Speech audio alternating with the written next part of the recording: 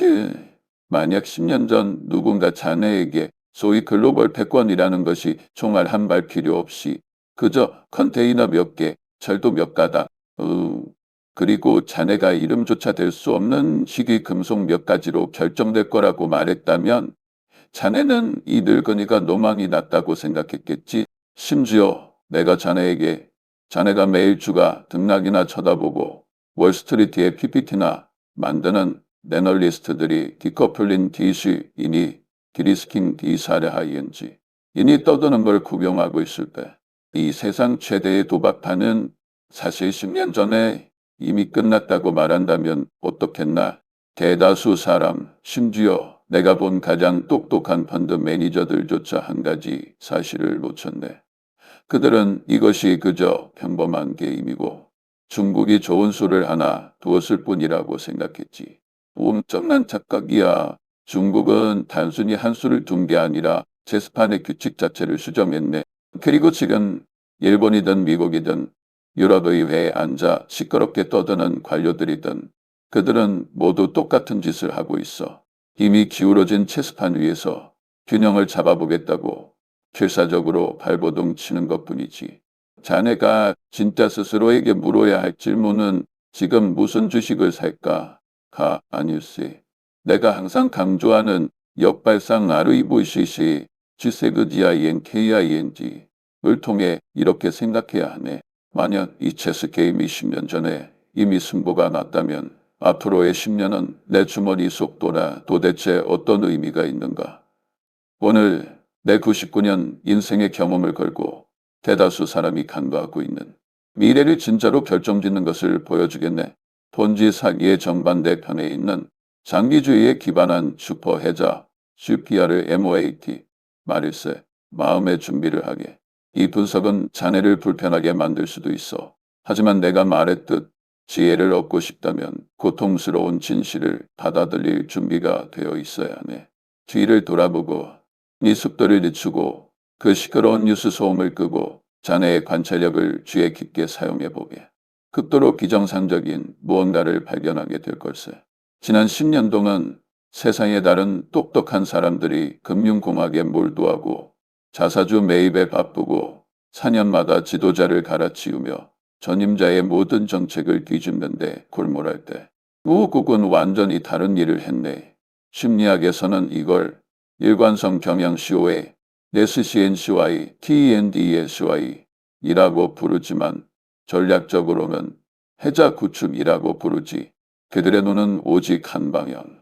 이 산하의 길, 보상을 받는데 20년이 걸리더라도 끝내 완성할 판을 보고 있었네. 즉각적인 만족을 숭배하고 누구나 지난 분기보다 더 나은 이번 분기 실적을 쫓는 세상에서 중국은 묵묵히 지연된 만족 게시의 사실, 이제 월스트리트가 인정하기 싫어하는 진실을 아주 간단하게 말해주겠네. 자네는 상대방의 수에 일일이 반응해서는 게임을 이길 수 없어. 10수 앞을 내다봐야 이기지. 그런데 중국은 그들은 20수 앞을 보고 있었네. 1여 년 전 이 사람들은 가장 단순하면서도 가장 잔혹한 비즈니스의 현실을 간파했네. 내가 자주 말하는 경성자산 CSCCS의 독점성이지. 봉급망을 쥐는 자가 미래를 쥔다. 들어보게. 이건 복잡한 게 아니야. 진정한 힘은 누구 군대의 목소리가 제일 크냐. 누가 유엔에서 연설을 제일 멋지게 하냐가 아닐세. 진정한 힘은 모든 국가가 어쩔 수 없이 사야만 하는 것을 누가 쥐고 있느냐. 에너지, 히토리오, 마이크로칩의 기초 소재, 자네들이 무시하던 그 제조 공장들, 그 심해 항구들, 대륙을 연결하는 기술 인프라들. 그래서 다른 나라들이 G7 정상회담에서 글로벌 리더십이라는 뜬구름 잡는 소리를 늘어놓을 때 중국은 조용히 진짜 돈을 꺼내 리더십의 실제 건축 자재들을 사들였네. 자네에게 그림 하나를 그려주지. 이건 롤라팔루자 효과, 네로엘의 설도먼, 로칸 표본일세. 그리스의 항구 하나가 지금 중국인 소유네. 아프리카의 수많은 핵심 출구 한마는 중국이 지었지. 아시아의 철도망, 유럽 내륙의 공장들, 중동의 석유 결제 시스템, 그리고 지도에서 찾기도 힘든 자원은 풍부한 소국들까지 모두 중국과 깊은 협력 관계를 맺었어. 이건 소음이 아니야. 우연도 아니야. 이게 바로 내가 말하는 북미족과 COMDOUND, INTST가 국가 전략에 구현된 모습일세. 그들은 목소리를 높이지 않았네. 그들이 높인 건 판돈 CHIP였지. 그들은 단순히 길을 닦은 게 아니라 의존성을 구축했어. 그들은 단순히 계약서에 서명한 게 아니라 미래의 통제권에 서명한 걸세. 그리고 가장 고단수인 점은 이건 인간 심리학의 오판에 대한 고전적인 사례인데 아무도 위협을 느끼지 않았다는 거야. 적어도 당시에는 말이지. 각국의 정치인들은 그걸 좋은 비즈니스라 여겼네. 시절이 필요했으니까. 서구의 CEO들은 그걸 값싼 노동력이라 여겼네. 더 높은 주당 순이익이 비해서를 원했으니까. 소비자들은 그걸 더 낮은 가격이라 여겼네. 값싼 물건을 원했으니까. 하지만 이 모든 미소와 탐욕의 배후에서 중국은 구조물을 쌓아 올리고 있었네. 10년 뒤에는 아무도 빠져나갈 수 없는 찰리, 먼 것이 계좌를 말일세. 왜냐하면 자네가 남들의 생존에 필요한 것을 통제하게 되면 굳이 밀어붙일 필요가 없어. 물리학과 경제학의 이중 법칙에 따라 그들은 자연스럽게 자네 쪽으로 기울어지게 되어 있네. 자네는 무엇이 보이나? 공포지. 일본은 중국의 공급망 장악을 끊고 싶어 하고 미국은 중국의 생산 능력을 제한하려 하지. 하지만 중국은 이미 저한 세계 공장 생산 능력의 절반을 장악했네. 각국이 의존도를 낮추고 싶어 한다고. 너무 늦었어. 이 의존성은 이미 글로벌 경제의 운영체제 OS에 깊이 새겨져 버렸네. 마치 이미 구워진 빵에서 밀가루를 다시 분리해내려는 것과 같아. 불가능하지. 이건 마법도 아니고 운도 아닐세. 그저 인내와 극도의 이선이 만들어낸 결과야.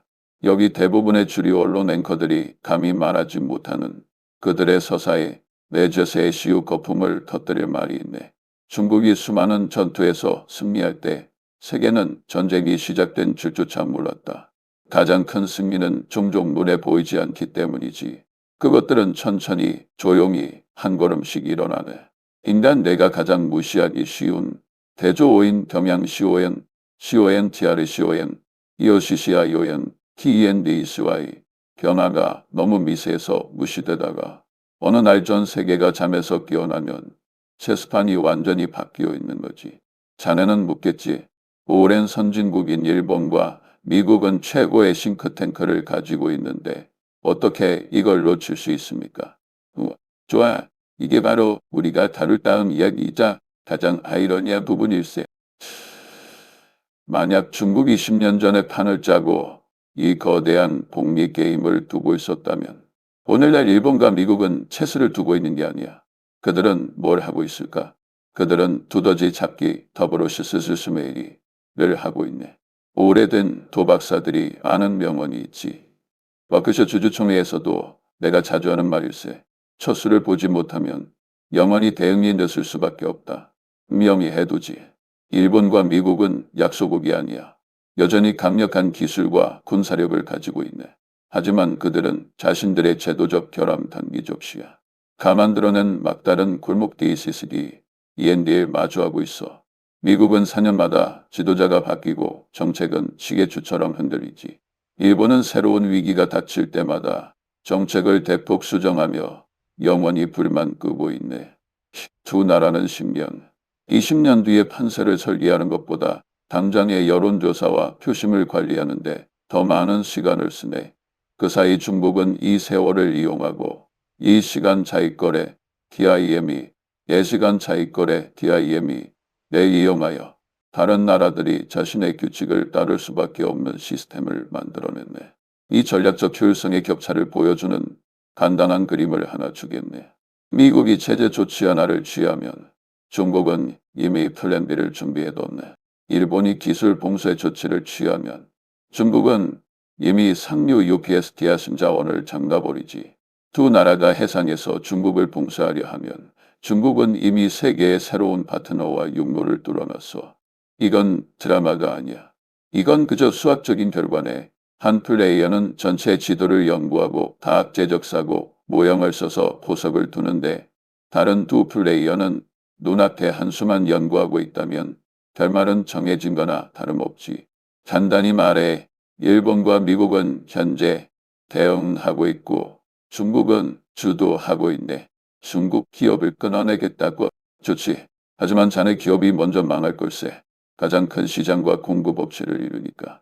반도체 독립을 추진하겠다고? 중국은 히토리와 광물 장악력을 2배로 늘릴 걸세. 원료 없이는 자네 기술도 사상누각이야. 중국 기술을 제한하겠다고. 중국은 서구가 잊어버린 제3세계 국가들과 동맹을 맺을 걸세. 거기가 미래에 가장 빨리 성장할 곳이니까. 더 골치 아픈 건 중국이 상호이익에 기반한 시스템을 구축했다는 거야. 자네가 중국을 치면 더 크게 다치는 건 오히려 자네 자신이야. 이게 바로 제2성 제2야스와 EVITY. 공급망을 끊고 싶나? 그러시게. 하지만 물가 폭등, 통제 불능의 인플레이션, 성장 둔화를 감당해야 할 거야. 이건 경제 문제일 뿐만 아니라 물리학의 문제네. 우리 노인네들이 가장 잘 아는 진리가 있지. 투자에서도 반드시 지켜야 할 규율이고 의존이 너무 길어지면 떠날 때 아주 고통스럽다. 아주 고통스럽지. 일본도 알고 미국도 알고 중국은 제일 잘 알고 있네. 그래서 지금 자네가 보는 건 일본과 미국의 추경 모드, 일세, 새로운 동맹, 긴급회의, 공급망 재편, 군사적 균형, 그리고 경쟁에 대한 웅장한 연설들의 연속이지. 하지만 경쟁은 이야기의 본질이 아니야. 소음에 현혹되지 말게. 진짜 이야기는 이것일세. 중국은 체스판을 만들고 있고 일본과 미국은 체스판에 적응하고 있다는 것. 낸 플레이어가 게임의 규칙을 설계하고 다른 플레이어들은 자신의 수를 거기에 맞춰야 한다면 확률적으로 말해서 자네는 시작부터 진 걸세. 자, 이제 카메라 줌을 뒤로 빼서 ZOMOUT 대다수 경제학자조차 눈치채지 못한 대전환을 살펴보세. 이 글로벌 권력 이동은 너무 늦어서야 사람들에게 목격됐네. 인생이 가르쳐주는 게 있다면 거대한 변화는 처음에는 절대 거대한 변화처럼 보이지 않는다는 걸세. 그것들은 아주 작고 조용하고 거에 보이지 않게 시작해. 마치 복리 곡선의 초기 단계처럼 너무 완만해서 졸음이 올 정도지. 사람들은 그걸 무시해. 일상은 어제와 똑같이 돌아가는 것처럼 보이니까. 하지만 모두가 눈앞에 소란에 정신이 팔려 있을 때 세상은 조용히 다른 방향으로 미끄러져 가고 있었네. 수십 년 동안 사람들은 사회적 증거의 소시아이의 기아로 OF 편향에 주입당했어. 미국은 영원히 세계를 이끌 것이고 일본은 영원히 미국을 따를 것이며. 하지만 세상은 그 시나리오대로 가지 않았네. 세상은 중국이 10년 전에 써놓은 시나리오대로 갔지. 가장 쉽게 설명하자면 이 권력 이동은 전쟁 같은 비효율적인 수단이 아니라 의존성에 의해 이루어졌네. 지난 10년 하나둘씩 국가들은 미국의 말보다 중국의 말을 더 듣기 시작했네. 중국을 좋아해서가 아니야. 중국을 무서워해서도 아니야. 그들이 중국에 의존하기 때문이지.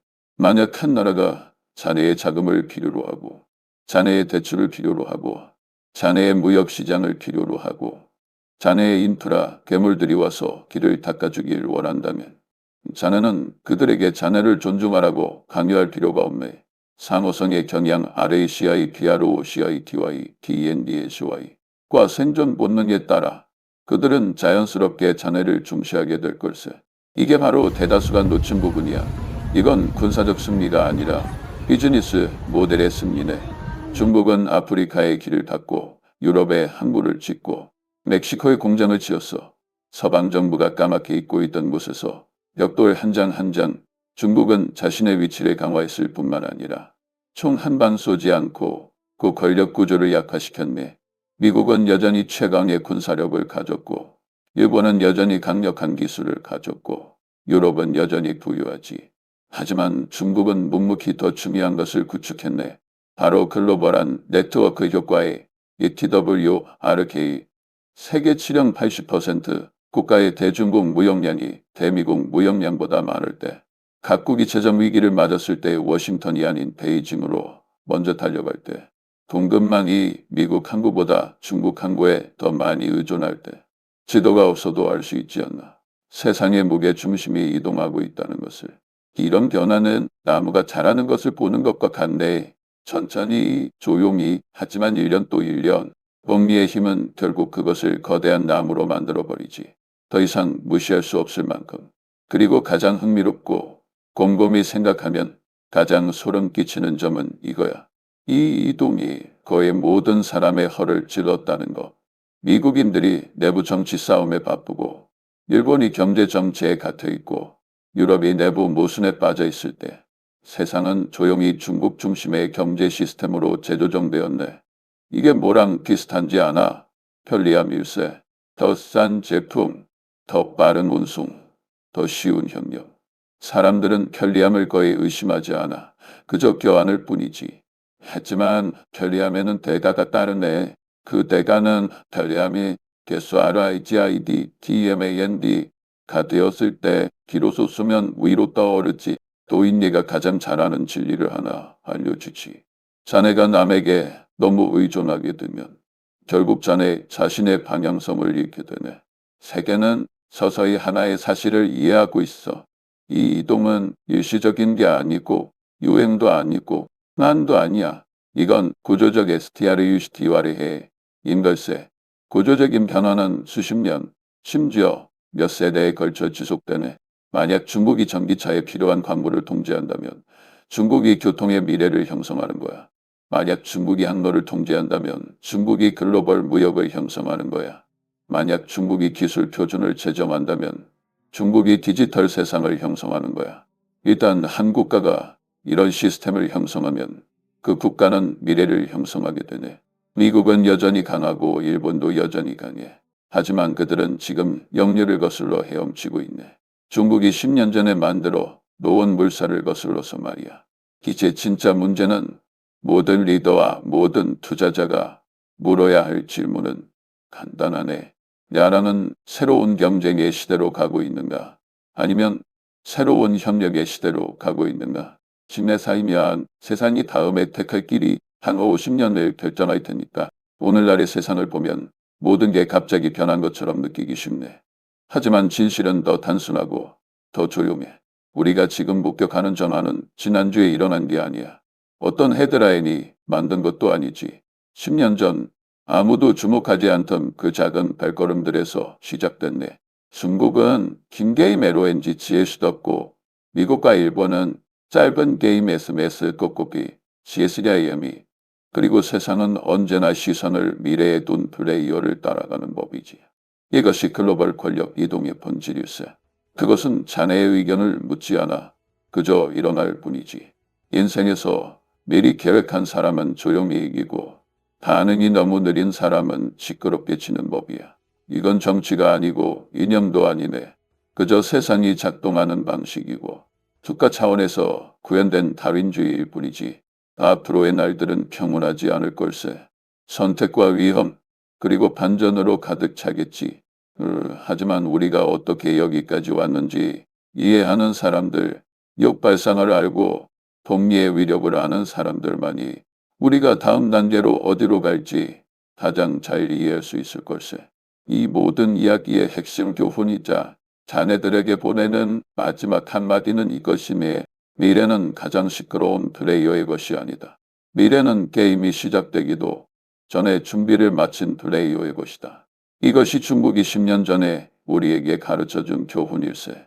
그리고 대다수 사람은 오늘이 되어서야 겨우 교과서를 펼치고 있군.